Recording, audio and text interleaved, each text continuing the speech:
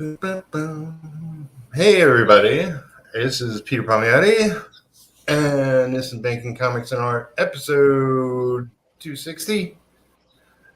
I'm just going to start figuring out what I want to do for the trading card for designated. I see my internet sucks at the moment, but we'll work around that. That's the way. Yeah, I typically have this going. So would it help if I did that? Does that make it go faster? Well, it's just random sometimes, but I had a reboot because my webcam wasn't connected. All right, let's do some stuff. What do I want to do? Okay, so I just mentioned first that got the project I'm a part of, Wildcat Anthology. 3 days left. If you want to go check it out, the links are in the chat. So Wildcat, 3 days left. Feels like it's been going on forever, and Designated is the most important project right now. And that's got, 10 days left? Yeah, that sounds about right. Yeah, so... You never did say what your part of the anthology was. What's that about? Give us a breakdown of that story, if you can. Well, that's the thing. I haven't read it. Other than my story. Well, yeah. What's your part of the story? What does it have to do with? Is it science fiction? Is it Western? Is it horror? It's fantasy. Okay, sword and sorcery type deal. Well, I mean, if I give it away, I give it away. It's Okay. It's an arena type story. Hey, his bops. It's essentially, Wildcat gets thrown into a situation where there's, instead of dog fighting, it's werewolf fighting. Huh. There you go. All right. And trouble ensues. There you go. Yeah, that's pretty much. That's good enough. What I could talk about. Yeah, it's a simple short story. It's 9 pages. I believe it's going to be credited as Abel and Allison scripted. Abel Parsons is the penciler. Great artist. Really, like, the fact that I jumped on board was because he came with me. So I got the income, and Allison did the tones, gray tones, kept it very simple, and also did the lettering for our story. Different teams use different people, I guess. I don't even know. I'm going to find out more when I get the book in hand. But yeah, Brian did a whole bunch of pages, and they're all like the short stories by the 6 teams are spotted throughout the book, and Brian starts the book and ends the book and is in between everybody's story, I believe. And yeah, it's there's a lot of great artists involved. I really wish I seen more finished pages before we finished our pages, because I told Allison to keep it simple as far as the gray tones, and then I see all these other pages show up with intense gray toning, and I'm like, well, Okay. I didn't even know like what everybody else was up to, but it's too late now. It's like our story's done. It's fine. Um, but yeah, it's funded, so I'll actually get a copy and be able to read it through and enjoy it and all that. But there's 3 days if you want a copy, go for it. But please, go check out Designated, share it out, share it on your Facebook, your Twitter, your Instagram, your YouTube, wherever you are, TikTok. What do the kids use? I don't know.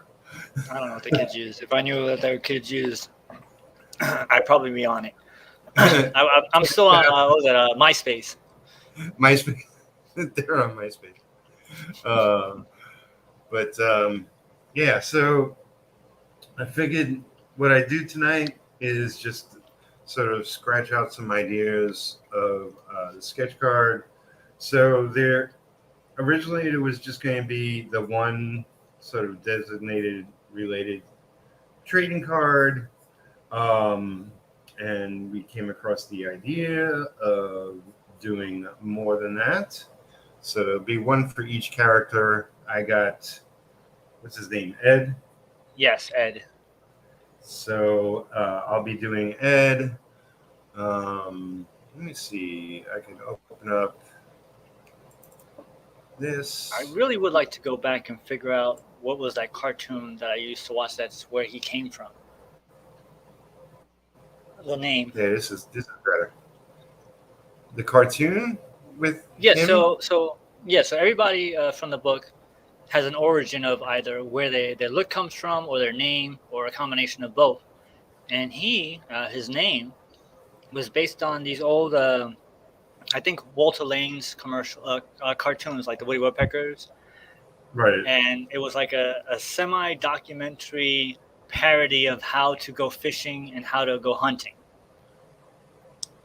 So the main character was Ed, and you followed Ed along on what to do and what not to do, and then wacky stuff would happen. One of the things I remember is Ed was hunting, and they were like, "This is what you do in the winter, and make sure you're visible to other hunters." So he had like a flag and lights and flashing, saying, "Not a deer, not a deer, not a deer." Whenever he moved, and then he stopped, and then there was like a shadow in the distance. He goes, "Hey, have you seen any deer?" And he puts his hands up to his ears, and he goes, "What?" And then it mimics a deer, and then he gets shot. So like throughout the entire thing, he keeps on getting shot and hurt. And then at the end of the cartoon, all the hunters have deer on the front of their car, except for Ed's car, where Ed is on the front of the car and the deer is driving the car. Okay. And I just remember that was the funniest thing. It was just Ed, and that stuck with me. And then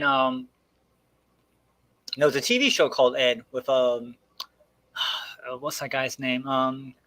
He's on The Flash. He plays the Harrison Wells, Tom Cavanaugh, and he was he played on a series called Ed, where he was a bowling alley lawyer. Yeah, I remember that. I watched that. Yeah. So that just carried the name Ed on. And I really like that name. It's a very simple name for Ed. Yeah.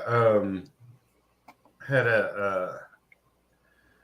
well, okay. So way back when, at the local rescue, there was 2 kittens.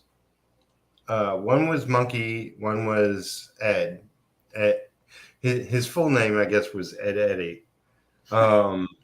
And we decided to take Monkey home. It was just going to be like we really want to hang out with this cat for a night or two. And black and white cat, mostly white. And during the first night adventure, Monkey was almost like a like how prisoners eat, like You put your hands around your food and just go in it. She stuck her head into the bowl and chowed down like it was her last meal, like a lunatic. Because of that, Lisa went to go open a can of food for her, right? And had the plate on the counter, was opening the can, and Monkey didn't want to wait. She jumped up onto the counter, hit the dish, and so the dish and her spilled to the floor. She landed to the floor first. The dish hit her tail and sliced it. And so like sliced the tip right off. She didn't react at all. Like nothing happened. Like she just was hungry, starving. So that's hardcore right there. Yeah, quickly like put the dish on the floor with the food in it, and she just went about eating as me and Lisa were freaking out. And once she was done, we went directly to the vet and was like, what do we do? It wasn't. I don't remember bleeding. It was just like the tip was sliced off. Right. And it was a good size. It was like, that much of tail was permanently no longer part of her tail. And they just sewed up the end of it and said she'd be fine. Like Monkey didn't even know what happened. Like and from then on we like made sure not to let her do that. Because she had no sense to her. Like she just like tore into food like a lunatic. She eventually got out of that mode and ate like a regular cat, but but it was crazy. It was like, what the hell? Like I said, that's hardcore kitten right there. Yeah, serve time. So what happened was, I told Lisa like right away. It's like, well, we broke her. We have to keep her. So she became one of our oldest cats. Who, Can you imagine if you brought her back, brought the cat back? Like, here you go, and here's the other half. I'm sure the rescue would have taken her back, but I felt horrible. It's like, oh my God, because of us, she sliced off her tail.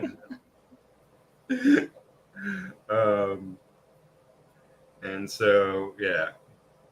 But Eddie, I really like. Lisa reminded me, I really wanted Eddie because Eddie was the cutest cat. But we got Monkey, so that was back then. We actually had a small limit of cats we could own. It eventually, blew up past that point. But so what I'm thinking is, okay, so Ed's power is when he's sleeping.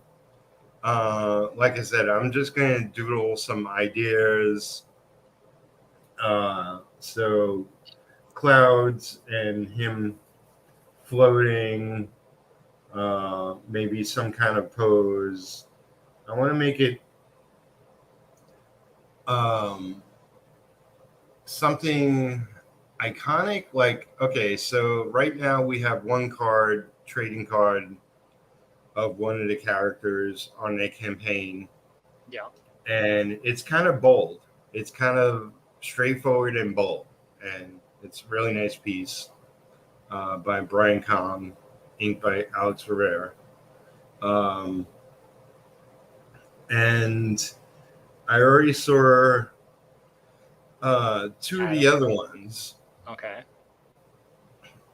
As well as you have. Mm-hmm. Yeah, we'll announce the other artists and the other pieces as we get them done. I'm sure. But yeah, one is quite busy that I'll be inking,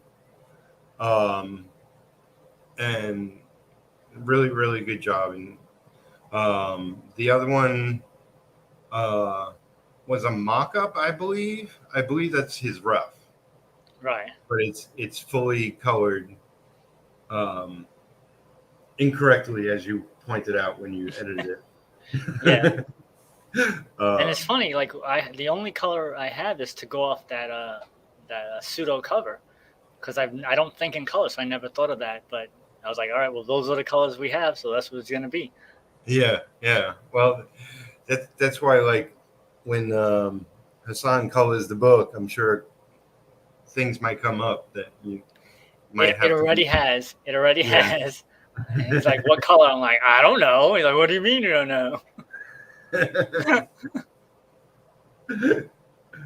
um,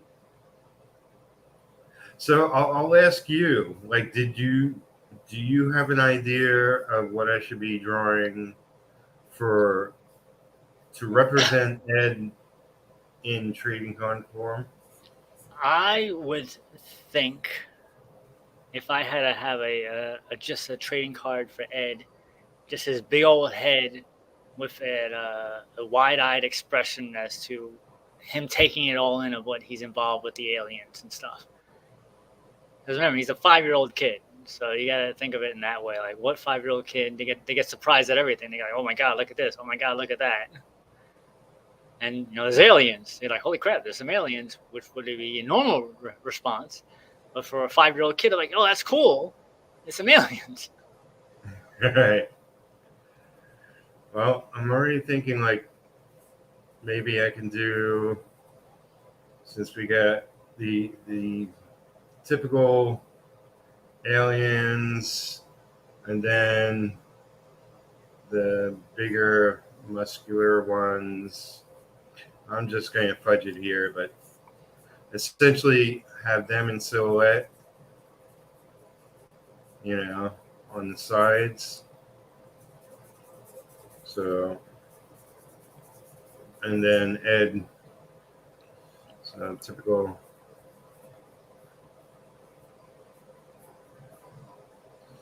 like a sort of Keanu Reeves. Whoa, what the hell? And he would be much shorter, or the aliens would have to be Oh yeah. Oh, I okay, mean, yeah. I see from the overhead. Yeah. Be his little baseball cap. Yeah, he's got to have the baseball cap because that's how it was in the movie. It's funny because you sent me a link to Godzilla, and I looked at a few other videos, and man, those Godzilla movies back then were so corny, especially with Baby Godzilla. Yeah, that was one of the worst ones, but I just remember that kid so vividly because in that particular movie, there wasn't much Godzilla in it, and he was a star. And they used to play that one a lot when I was a kid. On you either had the monster movie of the week, or you had the kung fu movie. Sometimes you had both if you were lucky. But on a Saturday morning, whatever. So I've seen a lot of Godzilla movies, and that particular one used to play. I don't know why they played that one more often. Maybe because they had a kid protagonist, and people thought that at the time people would get more associated with it. I was like, I want to see some giant monsters fighting. Right.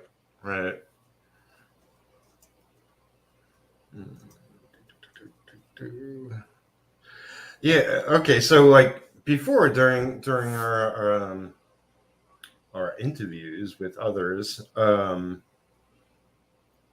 never officially did a trading card, but I've done, trading card size artwork. I don't really consider them trading cards since they weren't part of anything other than, lots of people, lots of freelance artists do like prints and stuff, and Right. trading cards were way bigger back when. and there were a lot of artist friends I had doing just small size art. So I got into it for a little bit, um, and I colored a few with watercolor. I love watercoloring. So I've dabbled with everything, I guess, at some point or another. Just never officially. Like, I know plenty of people. Like Wilson was watching the last show we did, and he's done so many trading cards for Tops and different people. Right. He was good.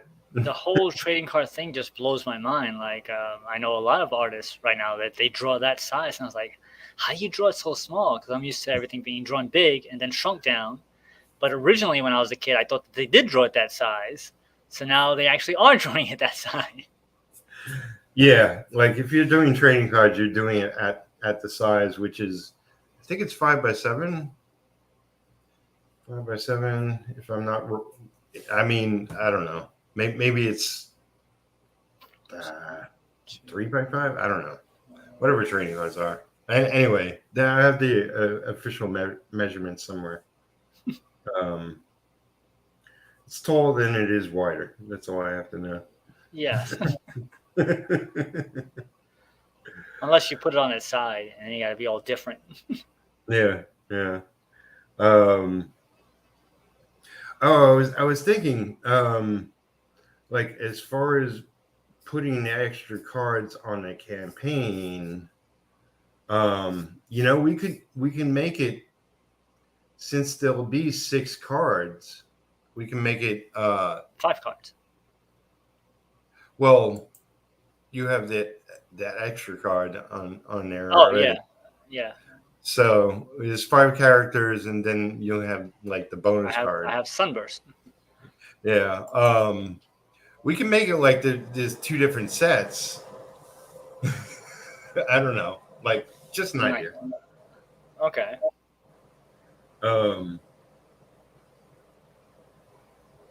Because I was thinking, like, we should really have like a tier in between the 20 things. And the 120. Yeah. I would love to do between 120 and 220, but nothing we create would be in that range. But in between 20 and 120.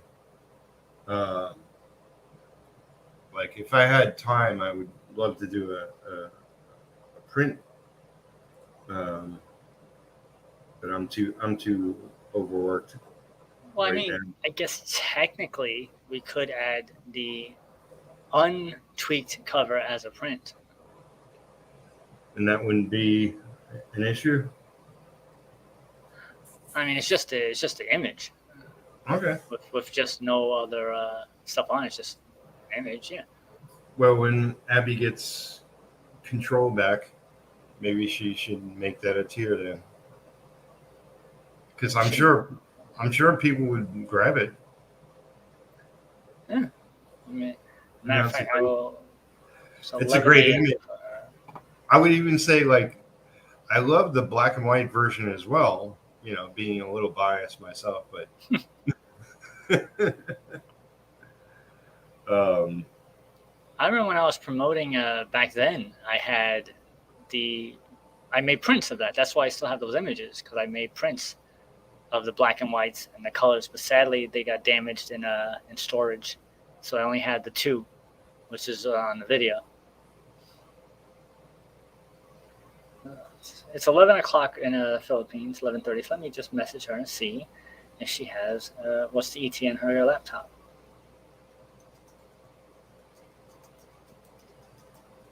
So for people who don't know, Abby Gabato, a graphic designer who designed the Kickstarter page and designed a couple other things in the campaign, halfway through, or like 3/4 of the way through, her laptop screen got cracked. And so there was certain things she couldn't draw on the screen anymore. So she had to plug the laptop. She showed me her setup, and it was like plugged into a TV, so she still had a screen, but the keyboard was somewhere else. It was kind of crazy. And she said once all the images I needed was done, she was going to send it away to get fixed because it wasn't like an easy fix. You had to send it away. Right. And because she didn't get it in the Philippines, it was going to be an issue that was going to take a while to get back. Right.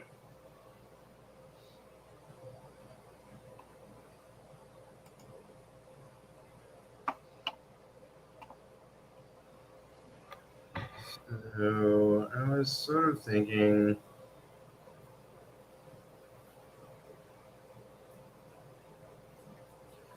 be more kid-like, but what? Wouldn't the word be on the right hand side because that's where the other ones are, or is that it can swap around?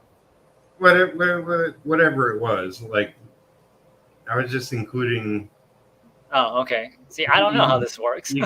You could flip it. If it's on the right side, it's on the right side. Okay. I mean, see with the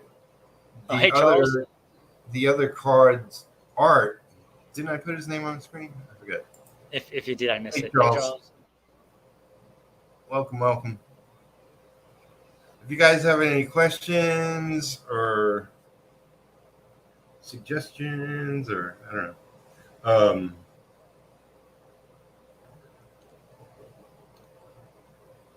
What was I thinking? I forget now. You're saying about something about swapping it and where the image is for the other card. Yeah, like one of the cards we got is really busy, and I don't know if you can even fit in the logo to it.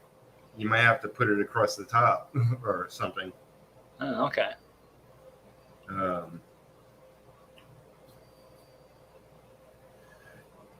Oh, I know what I was thinking. Okay, let's say it's too close. Now I'm gonna make another one. Okay.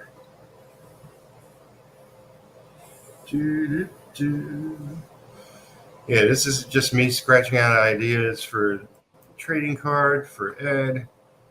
I'll do this. Okay.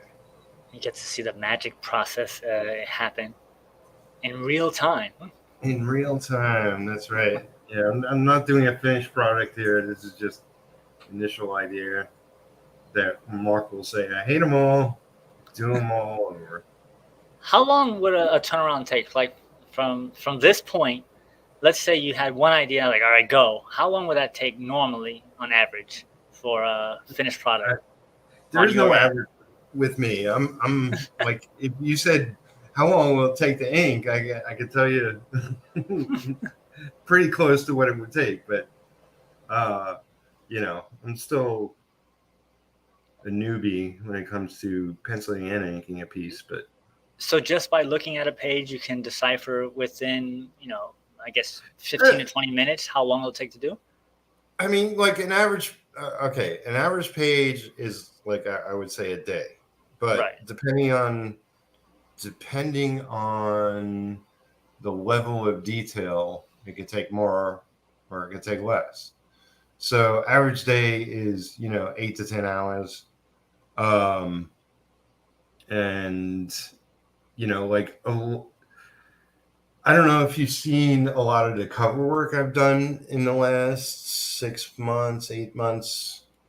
Most of those took more, like you can say 2 or 3 days, because a cover is usually more detailed heavy. Working on new artists is also a factor, and yeah, because I was really critical about getting things just exactly right.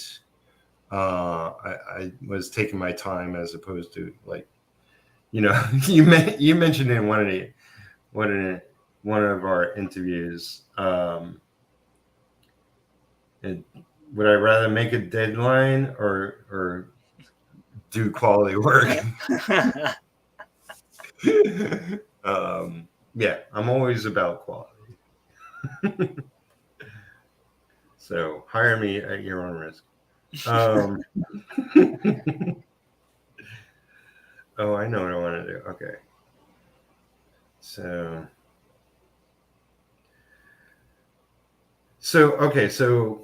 since you know the character pretty inside out, Yep. He has to fall asleep in order to use his power. Is to he use the astral projection part of his power? Yes. Right. Is he? Does he have to go home and fall asleep in bed, or is he can fall asleep in, He on can, the floor? as kids at 5 years old tend to do, they can fall asleep wherever. Right. Just find a spot and they're just down. They don't care. They'd be in a car, be in a stroller, be walking. They're just, I'm gonna lie down right here. That's what 5-year-olds do. Yeah. Definitely. They have no. Sometimes you're like, get up and walk. It's sometimes. Every kid, right? So in the story, he's actually sleeping in various different places, and the thought did come up, like, are we gonna have to like drug him to put him to bed in case we need to use his powers? But I'm like, well, it hasn't happened yet, but it's a thought that comes to mind. Like, we need you to do this. And like, all right, knock him out. Like, wait a minute, it's a kid. You can't knock it out, kids. Give him a little bourbon. The Robitussin. Give some Robitussin.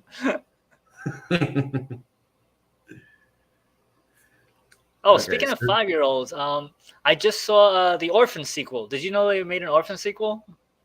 I saw the ad for it, but I never saw the Orphan. So really, wow. All right, that one. I'm not a huge horror fan. Like, I've as I gotten older and I know more and more other people that are like into horror, so I've gotten into more things. But is that a slasher type, or is that what is it? It's not really a slash. I mean, there's slashing that happens in the first movie. It's more of like a psychological drama with a twist. And I don't know if you know the twist or not, so I don't even want to ruin that. Right. But no, I don't, since I didn't see it. No. Well, I mean, you could still know of the twist. I mean, I knew the twist of I See Dead People. What's that movie? Bruce Willis. Yeah, I knew the ending to that before I even saw the movie. Matter of fact, knowing the ending made me want to go see the movie. Did you enjoy the movie, knowing the ending? Yeah, I did, because it gave me a different perspective on the movie. Because you can look for other things, like another Bruce Willis movie is 12 Monkeys, and it was a time travel movie. And at the end, it has a part, and during the movie, they explain that everything's about perspective. So at the end, you see the end of the movie, and you're like, holy crap. And then if you rewatch it from that other perspective, it's a completely different movie. That was a good movie. Yeah, I love time travel stuff. Yeah, you mentioned Primer. I saw that. Or I think I saw it and I forgot most of it. It was when they had to sit in the box and they had to go and they had to give themselves they had the stock market numbers, and they had to stay away, and they had to stay in a hotel, and then like a whole bunch of crazy stuff happened, but in a non-crazy sort of way. And I had heard about the movie. I was like, all right, I got to see this movie. And I saw it. I was like, holy crap, this is really good. And you really do, like, if you watch it a couple of times, knowing the outcome, you're like, oh, it's a completely different movie. And even the performances, like, is different. Like, you look at it a different way. So with the Orphan sequel, there was a twist in it in this movie. And halfway through the movie, I was like, what? So I stopped it. And I started it again, knowing that information, and you can see the differences in the performances. Like, oh, well, now that makes sense. So, yeah.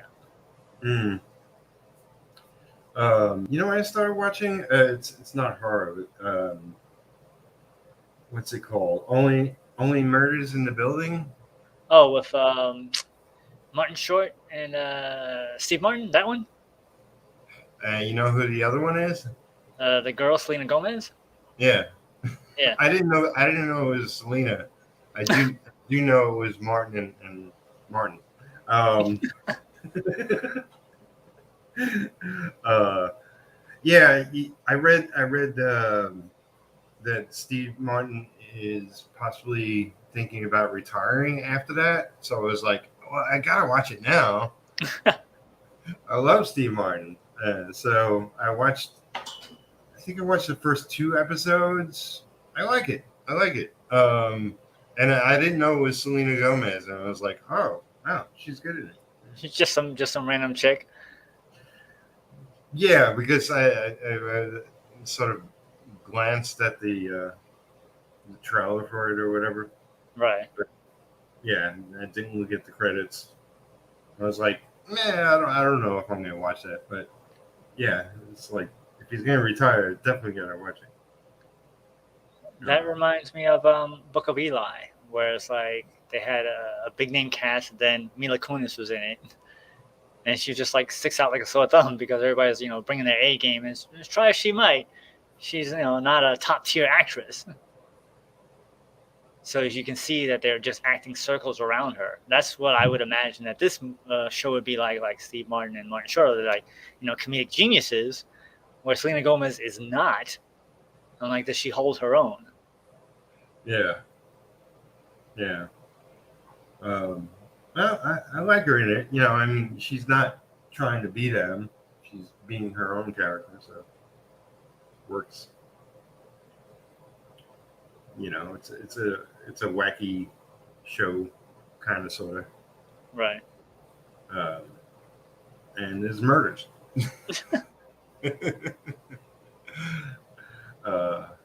Yeah, I think I'm watching season 1. There's already a season 2. I don't know if it's fully out there already, but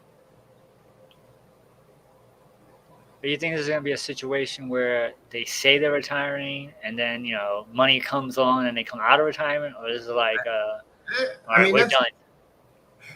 That's always a possibility, right? Like because what's his name retired and he stayed retired. Gene Hackman. He's like, I'm done, and that was it. After he did Welcome to Mooseport with Ray Romano, of all things, he just stopped. He's like, I'm out.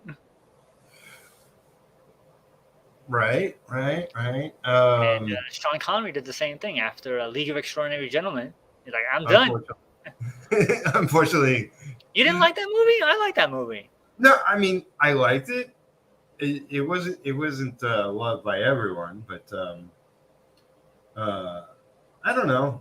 Like, was that actually his last? Yeah, that was his last. Something else after that.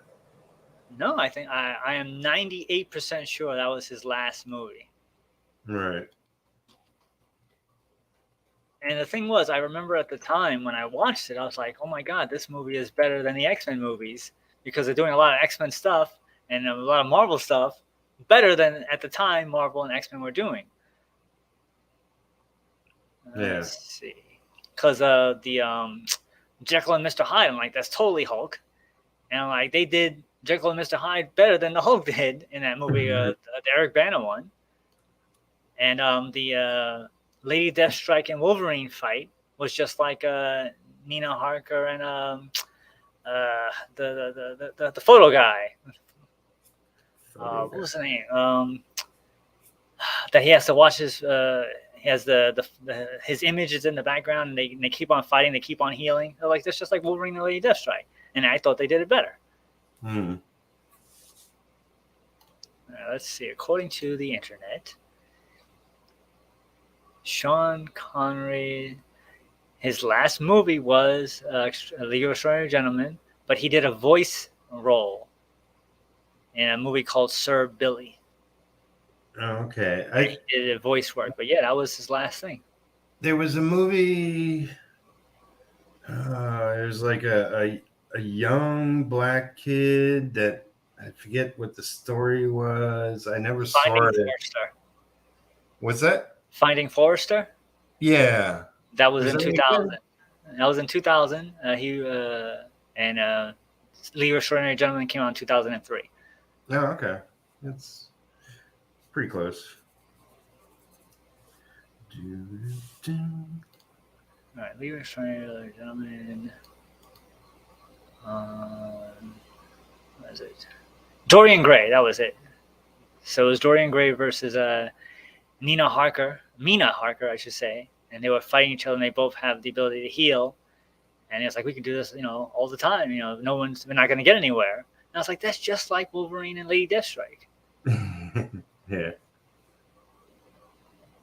But I remember my nephew, he pointed out something in that movie, because I was watching, I was like, I like this movie. You're gonna like a kid, my nephew at the time, and he was watching it, and at one point in time, like they whip out the car from the submarine, and they try to drive through to do like the beacon for the whole to send like some bombs or something to stop the collapse of Venice. I don't remember what the story was. I just remember that he was driving, and then they had the bad guys on top of the roof shooting down at him. And my nephew, I think he was like 12 at the time. I'm interested. Like, oh, you got the car, here you going. And he turns to me and he says, how did the guys know where he was going to be driving to set up to shoot them? I was like, I don't know. And he says, how did he learn how to drive a car? I'm like, I don't know that either, because they never had cars before. It was like the first car ever. And he was driving it like a NASCAR race.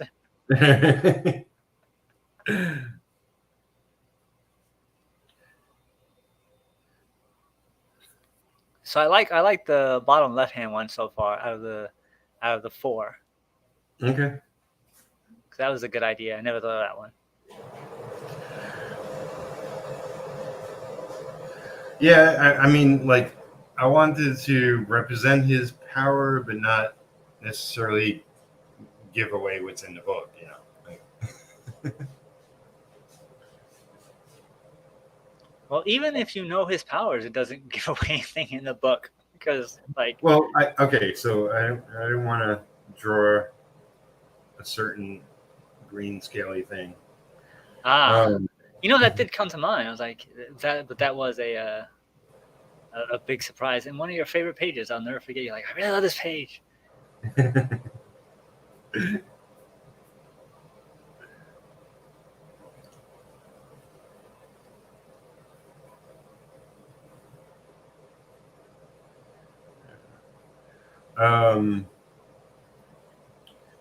But yeah, so I started watching that. I watched too many different things.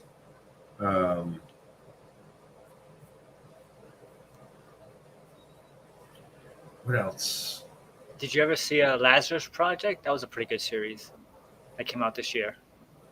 No, I don't think I've even heard of it. It's another time travel type thing, but with a little twist. So without giving away spoilers and too much into the details, it stars this guy. It's a United Kingdom movie, English TV series. I think it's like 7 episodes, maybe a little more.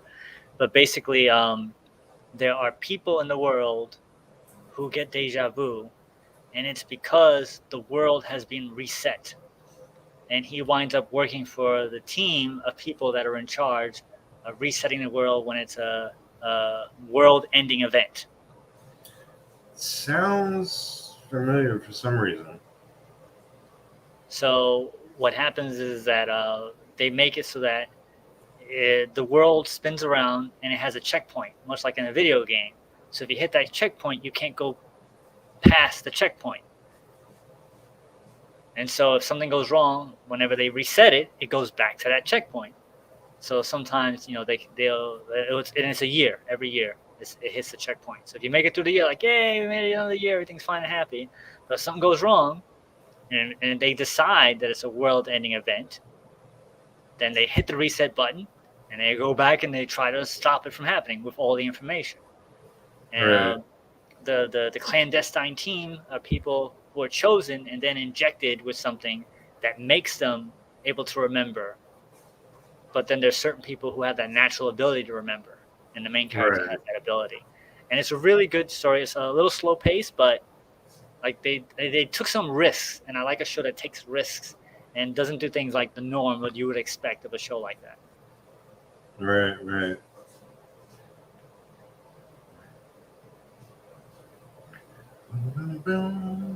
Like, I know you were talking about that you like The Walking Dead. Right. And I I used did, to love it. I mean, I'm still watching it because I just want to see it to the end. right. At this point. But I never saw it when it first came out. So everybody's Right. talking about Walking Dead. I'm like, I don't want to know, whatever. And then it came on Netflix. And so I watched like the first, I think, 3 seasons or something in bulk. And I'm Right. watching it, and I'm like, well, this show isn't that good. It's kind of boring, and nothing's really happening, and I don't see what the big deal is. But then when they spoilers, when they killed that kid, like, holy crap, you don't kill children in a TV series. So that's a very bold choice to do, Right. and I like how they represented that, and then the repercussions from that. And I was like, wow, that's a pretty bold move. And I'm like, if I was watching it as it was coming out, I would have stopped watching the show because it wasn't good. But the fact that I watched it in that bulk, and then they had that turn where you kill a kid on a TV series, then I got invested. Yeah. Yeah. I mean, what's good about that show is the creativity in not only how they like kill characters off,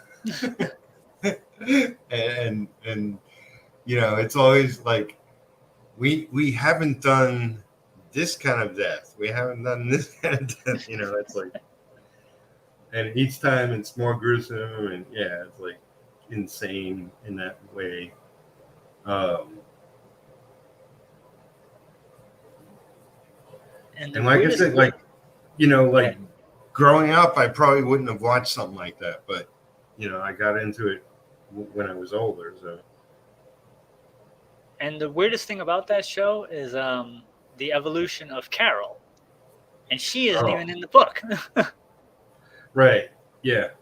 Her character's awesome. Like, like after a certain point where a couple of the main characters are no longer on the show.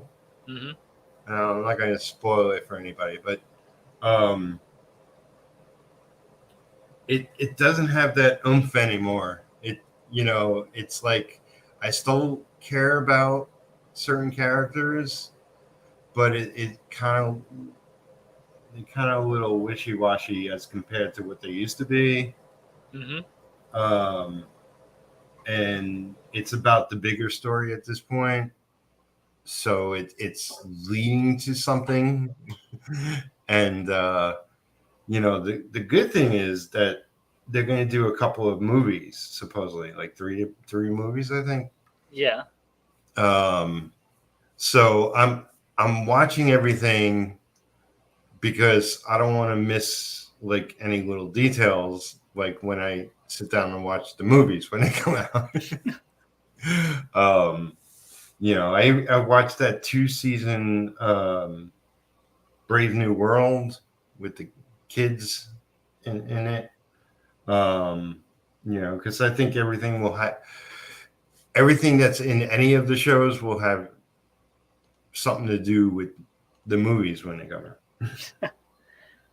But isn't that the biggest double-edged sword? I mean, working in comics, the idea is to have a self-contained story where you don't have to get a whole bunch of other stories to enjoy this one story, or else it's not a good story.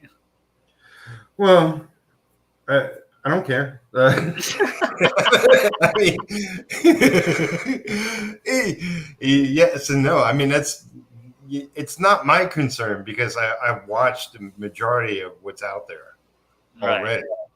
Right. So, like when I sit down and see the movies, if it's geared towards me, then that's fine.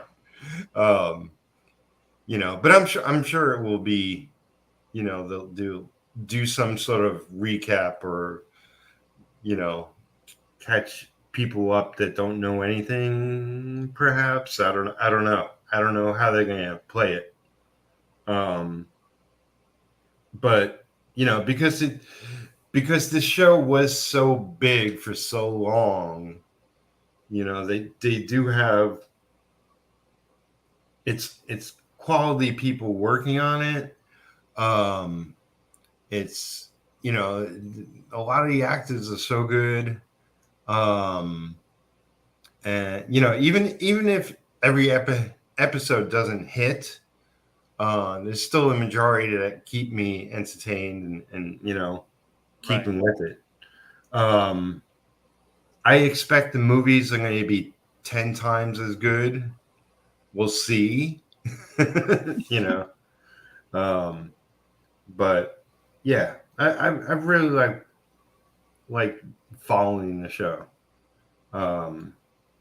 You know, and it's at this point in time, it's a lot harder to get that huge following behind the show, and everybody's hang on a thread when a new episode drops. You know, Yeah. Because there's so much out there that everybody's watching something different, and you know, you don't get that water cooler thing, I mean, like we used to. Yeah, you don't get that must-see TV anymore. And if Yeah. you think about it, like a lot of shows back in the day would not have been popular if they had came out now because of that very reason. Sometimes you Right. need a show to percolate and to find an audience, and being consistent. You know, this day, this time, the show is on. You can watch it. Otherwise, you know, you gotta wait till the reruns. Yeah. So, but have you watched Stranger Things? I have watched all that. I love Stranger Things. The only issue, I think I mentioned this before in one of the streams we did, it's not the 80s. It's like fake 80s. Like nobody had all those posters and stuff like that. It didn't look like that, and that's the only issue I have with it. Otherwise, I'm like, it's a good show. I don't mind fake 80s. I mean, at this point in time, you know, we remember what we remember as the 80s isn't what the 80s used to be. But you know, I sort of love what the 80s represents. Like, you know, I grew up in the 60s, and you know, it's like the 60s is very this or that or certain things to a lot of people. Right. You know, I was a kid. I didn't know anything about the 60s while I was there, but you know, but you know, I'm sure it was a lot different to grown-ups during the 60s. Very true. You know, I remember the 70s. While I was living through the 70s, specifically like with comics, I was like, there's nothing exciting happening in comics. But when I go back and look at what was coming out in the 70s, I was like, there's so many good books that came out in the 70s. You know, so perception is a funny thing. Very true. Very true. I never told you, I saw the Shin Godzilla movie with the Stranger Things kids. What? Yeah, they were in the same theater. This was for New York Comic Con because I got the press pass. I got a press exclusive invite to go see a special screening of Shin Godzilla in Manhattan, and the Stranger Things kids were like right there, and I didn't know, I hadn't watched Stranger Things yet, so I'm sitting with Hassan Goblin, who was the colorist on the book and was also on the show for many years. And he's like, and there are people walking up to these kids, these poor kids, and their dad, and they're like, you know, signing autographs and taking pictures. I'm like, who the hell are those kids? And they're like, yeah, those are Stranger Things kids. I was like, oh, because apparently they had a panel at New York Comic Con, and they got a chance to go see the movie. Nice. I ever tell you my like, I guess I have a couple of screening stories. Like, so, yes, I used to live in New York. I grew up in New York, and because I'm in comics, get a lot of opportunities to go to screenings and stuff. Have a lot of connections. So my favorite of all time that I went and got an opportunity to go to was Sin City. Ooh. So it was the New York screening of Sin City. It was, I think it was like a basement of a building, or maybe it just felt like the basement. It was like near 14th Street. I forget exactly what the building was, but Frank Miller was there. So before the movie started, Frank Miller did a little intro, like talked about, creating Sin City or something. Very, not too long, very brief, but it was good to see Frank sort of introduce the movie. Then the movie played, and we had like an after party. So I think it was the same building. Like we went to another room, and it was drinks and stuff and whatnot. And so Frank was hanging out, and there's all these other artists. Like before we went to the theater to see the movie, I went with my brother, Jimmy Palmiotti, if you don't know, if you're watching this and don't know. And we ran into Jim Lee right before the movie, and yes, he is short. Very short. And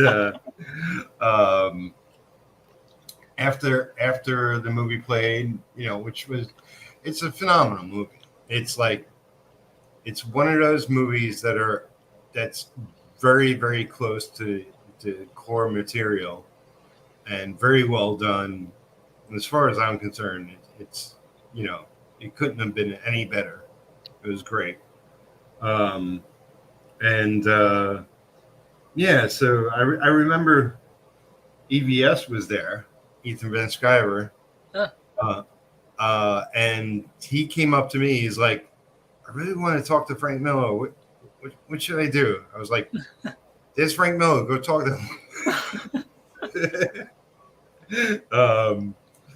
It was like, it was a good time. But my other, I'm not sure what movie it was, but I remember being like in a theater, outside the theater, Upper East Side. So, Upper East Side theater, a lot more uptown. And I'm waiting outside. There's a line outside for the screening of something. And this really big, tall guy cuts in front of me. It was Penn of Penn and Teller. So he's that tall? Ah. Yeah. So that's the talking one. Yeah. So he cut in front of me. But it's Penn. I let him. And that was Fat Penn, not Skinny Penn. He's just a big guy. I mean, I don't. Because he lost a lot of weight recently. So recently, within the past 10 years, Yeah. So he was like a bigger dude back then. Yeah. I wonder what movie Penn would want to see. Something about magic. I don't know. Doctor Strange. Doctor Strange. Yeah. So what do you think about Phase 4? We're currently in Phase 4 of Marvel. Have you been keeping up? I have seen everything so far. I just saw She-Hulk. Okay. I saw the first episode. Is there more than that? No, it's only the first episode right now. They're gonna do a weekly thing. Yeah. But it's a very lackluster. I would say it doesn't have that same pizzazz. Like I equate it to when what was it when they made the Heroes Reborn universe. And as I mentioned many times, I'm a very big Peter David Incredible Hulk fan. And Peter David admitted that he wasn't supposed to continue the book when Heroes Reborn happened because the Hulk was in the other universe. But I guess the sales were really good, or whatever reason, they kept on making the Hulk book. So then there was 2 Hulks, and then they had the Image, Heroes Reborn Hulk, and then they had the regular Hulk. And he said for a while he was trying to find his footing. He didn't know what to do. So those couple of issues, you kind of get that feeling like he's kind of aimless. Like, what are we doing here? That's what it kind of feels like they're doing now. It's like, all right, what are we doing? All the big guns are gone. What are we doing?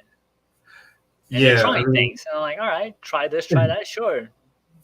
It does feel like that because, I mean, there was a distinctive break after the end of Endgame. Right. And before, I forget what was the first thing to show up. Falcon? No.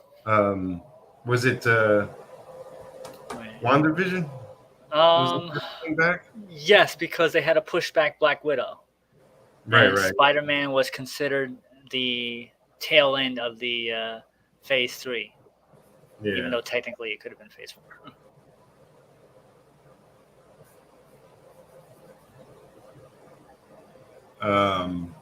But yeah, I really liked WandaVision, liked half of Cap and Winter Soldier. Well, what's funny about the Cap and Winter Soldier, or Falcon and the Winter Soldier, is that according to insider reports, they had a whole other storyline about them releasing a viral agent. And they're like, we're in a pandemic. I don't think we want to hear a story about having a viral agent. So they had to change a lot of stuff midway through the show. So a lot of things kind of seem a little disjointed because they had a plan and then they had to we gotta not do that. It did, it did feel like something was a little off. Yeah, so that happened. But yeah, I mean, so really like WandaVision. I kind of like Falcon and Winter Soldier. I thought Loki, which I wasn't looking forward to it at all. I liked. But Loki just kind of messed up everything, I think. Well, that's the thing. It's like I enjoyed it, but it does leave us in a predicament. But that's I feel that as a whole with everything that's currently in Phase 4.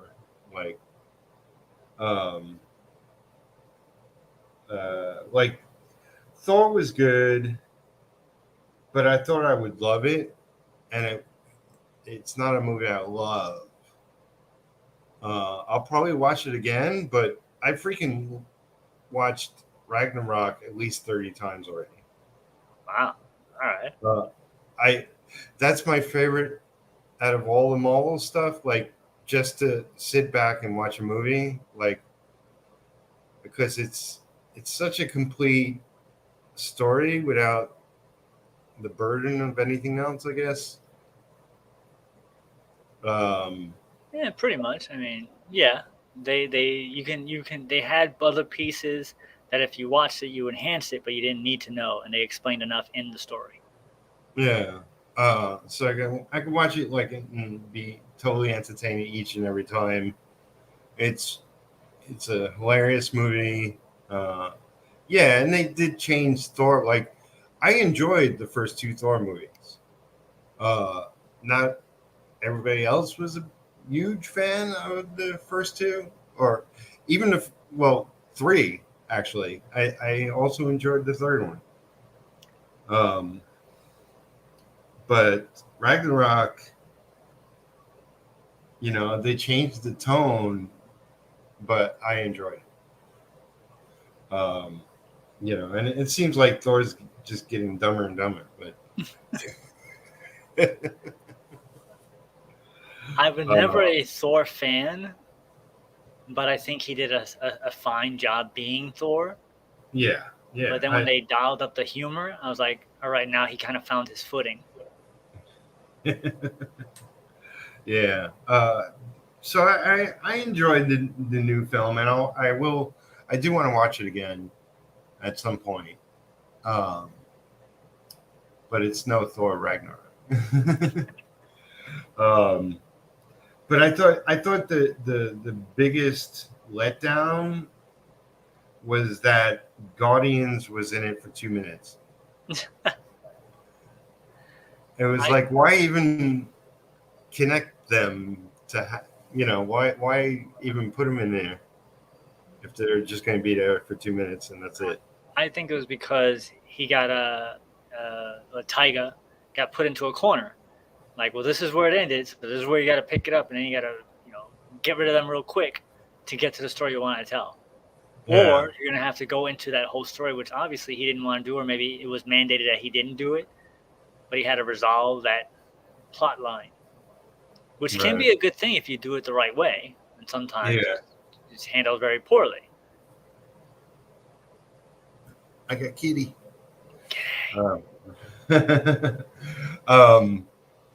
Yeah, so I enjoyed it, and Doctor Strange was another one. I thought I would freaking love it. It was a good film. Had a lot of good parts in it. I'll watch it again.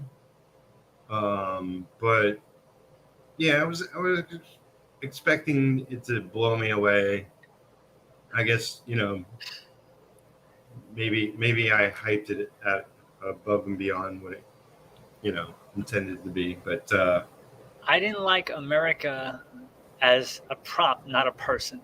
Like, she didn't have to be a person. It could have been a MacGuffin, and it would have been the exact same movie. And I think that hurt it.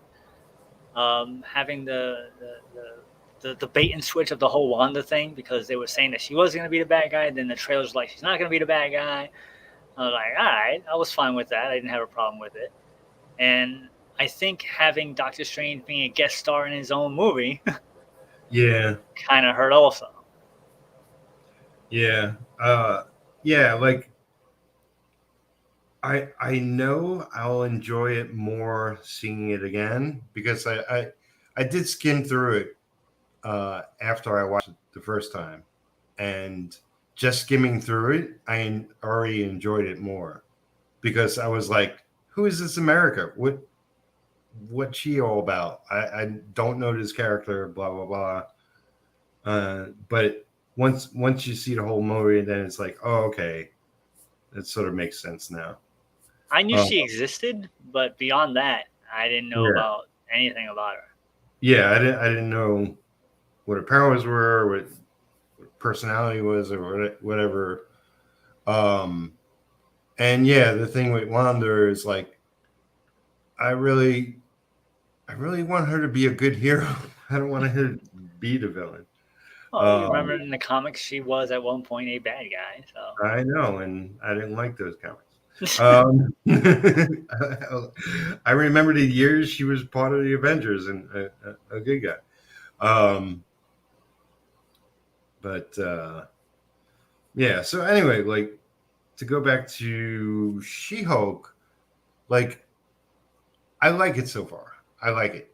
I thought the scripting was a little off and too on the nose and childish, like the conversation between the Hulks. But other than that, I mean, I do like that, he sort of showed her the way a little bit, and that they were working together ish. And let's see where the rest of the series goes, because I love the actress. Like, she was in Orphan Black. I don't know if you saw that. I've never seen Orphan Black. This is my first exposure to her. Well, you should definitely watch Orphan Black, because she's phenomenal in it. And it's a good sci-fi-ish story. Yeah, if she's really the standout of that, and I'm sure that's what won her the part. She has the right look, I gotta say. Like, I knew nothing about her, and I usually go out of my way not to get like spoilers or anything. Right. Because I want to go in cold. I don't want to get biased. I just want to see it for what it is. So going in, I was like, oh wow, this girl she's a believable Jennifer Walters, and the Yep. CGI was fine. I'm like, all right. I was already negative going in because of the Hulk, because they've nerfed him so much, and I'm a huge Hulk fan. So I'm like, all right, this is just not doing well. And then they sort of redeemed him when they had the fight, because like there was one part where he threw the rock and then she threw it further. I was like, really? They're gonna make her stronger than him? And then he took the other rock and he threw it in outer space. I was like, all right. Yeah, that was cool. Yeah. See where it goes. That's it's like they are in a precarious spot as far as where they're taking the story, and there's like multiple stories going on, so it's a little all over the place. They announced the Eternals 2 movie, and the reception of Eternals wasn't their greatest, I liked Eternals. It was all right for what it was, because I heard so much bad about it. I was like, oh, this is gonna be terrible. I was like, I saw it and went, it was all right. I enjoyed it. I wish they were people, not robots, but but I'm still okay with it as far as like it depends where they take them. What they'll be doing, like really, more than anything else. Like I enjoyed the story. I'm really curious. Like, what was it? It's the Black Knight. Like, yeah. The Black Knight in the comic, I never really got behind. It's like, oh, it's another knight on a horse, whatever. It's not really a superhero. It's sort of like Two Gun Kid in the Avengers. It's like, okay. I liked him with the laser sword. Do you remember that when he had the laser sword? I don't remember him having. Maybe I read it and forgot about it. But it was when Steve Epting was drawing the Avengers, and they kind of had like the lower tier Avenger guys there, like Cap and Thor, and none of those guys were there. So it was Black Knight, Crystal, Cersei was there. It was like the very low guys. I remember seeing it, and I probably looked through every issue, but I wasn't reading it. So I love Steve Epting's art. So yeah, I don't even remember who was the writer at the time. I just remember it was Steve Epting's art, because he has such an unusual name and the art was really good. I was like, I like this guy. It might have been Ed Brubaker. I could be wrong, but so yeah, this is us geeking out about stuff rather than working on a sketch card. Steve Epting. Where would it be? Let's see what the internet says. Thanks for everybody hanging out. I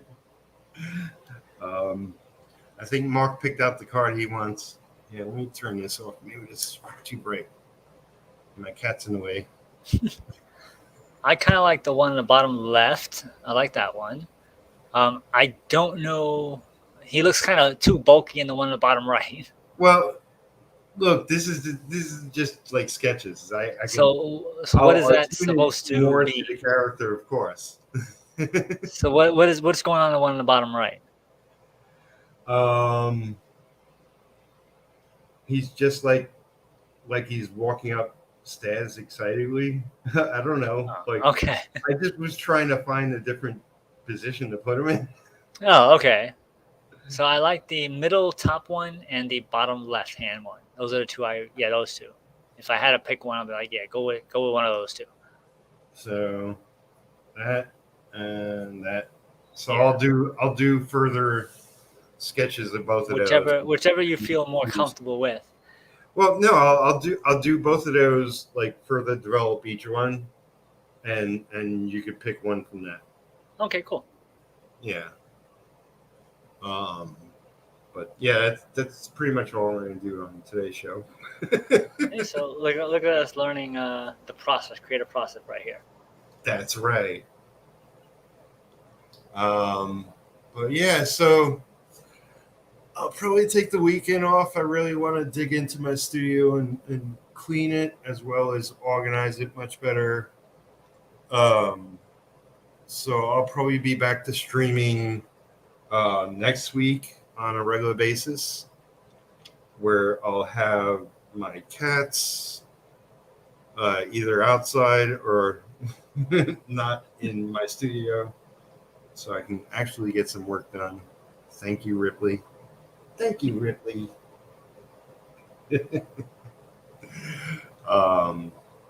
So anything you want to say about Designated before we go? I've been saying this many times. Make sure you guys go check it out. It's a very small story, a very self-contained story. It has aliens, people with abilities / powers. It was set in the 90s. It was created in the 90s. The artwork holds up to today. The story holds up to today's standards. Has a female lead, a multi-ethnic cast.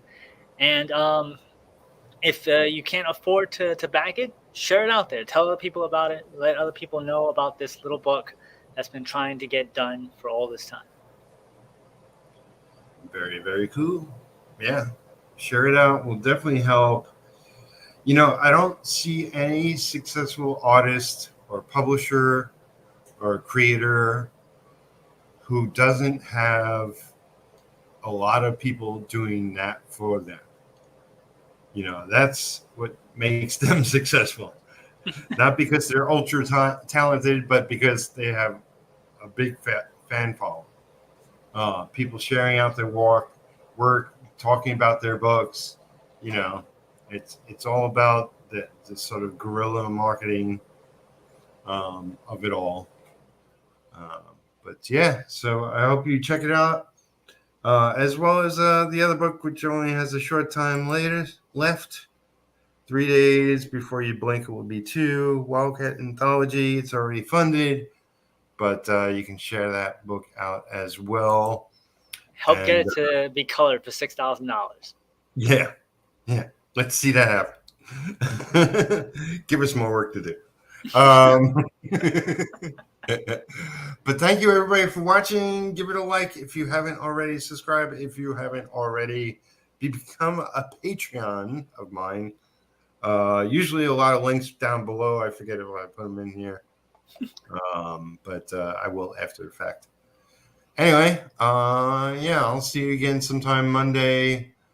I think our streams are Tuesday night, if I'm correct. Wednesday night, 9 p.m., 10 p.m. Okay, yeah. Wednesday night. All right, close enough. Take care, everybody. Keep making comics and art.